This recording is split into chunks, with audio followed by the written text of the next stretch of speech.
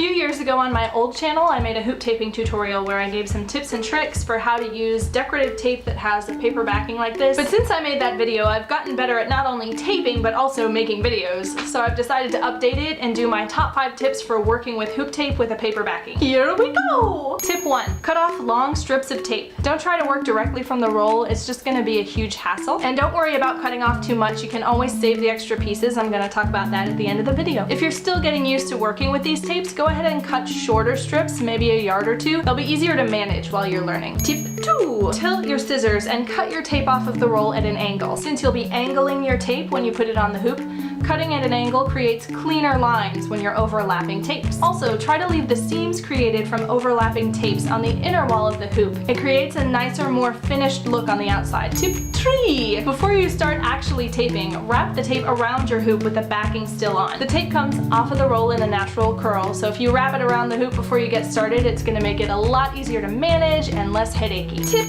4. Cut a small 1-inch piece of the backing off of the tape, also at an angle, also before you begin taping. You'll get a little adhesive flap at the end. This is going to allow you to set the angle and then start taping without having to worry about getting a funky angle and pulling tape off and just making a big old mess. And tip 5, when you finish your hoop, you may have pieces of tape left over. I talked about that earlier. There's a couple things you can do with these pieces. If the piece is over a yard or more, I like to coil it up and stick it back inside the roll of the tape.